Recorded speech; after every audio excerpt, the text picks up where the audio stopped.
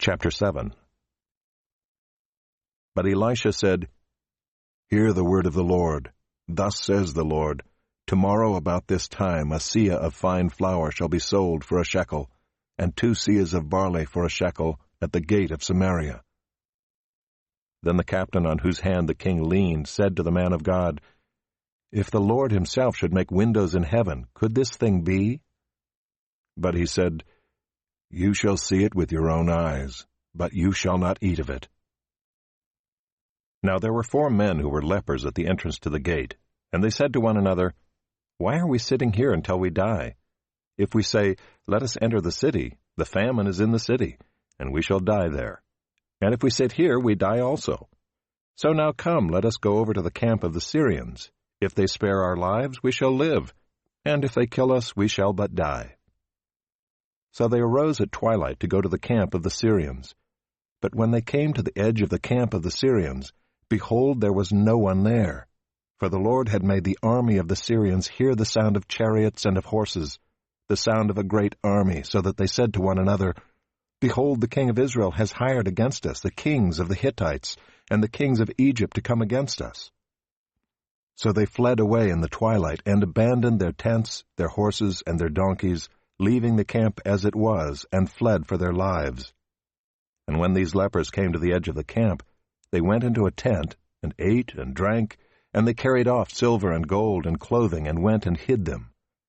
Then they came back and entered another tent, and carried off things from it, and went and hid them. Then they said to one another, We are not doing right. This day is a day of good news. If we are silent and wait until the morning light, punishment will overtake us.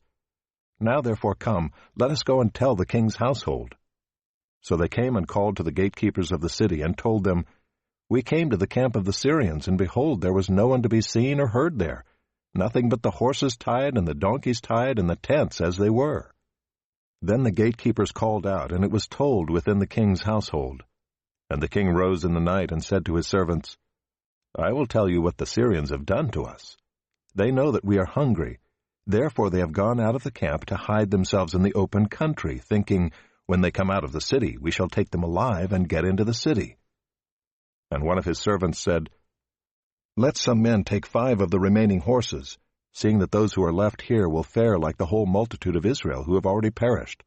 Let us send and see. So they took 2 horsemen, and the king sent them after the army of the Syrians, saying, Go and see. So they went after them as far as the Jordan, and behold, all the way was littered with garments and equipment that the Syrians had thrown away in their haste. And the messengers returned and told the king. Then the people went out and plundered the camp of the Syrians. So a seah of fine flour was sold for a shekel, and 2 seahs of barley for a shekel, according to the word of the Lord. Now the king had appointed the captain on whose hand he leaned to have charge of the gate. And the people trampled him in the gate, so that he died, as the man of God had said when the king came down to him.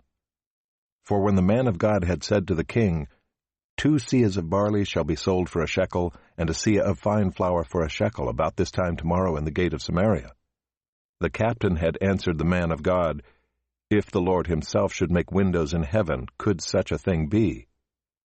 And he had said, You shall see it with your own eyes, but you shall not eat of it. And so it happened to him, for the people trampled him in the gate, and he died.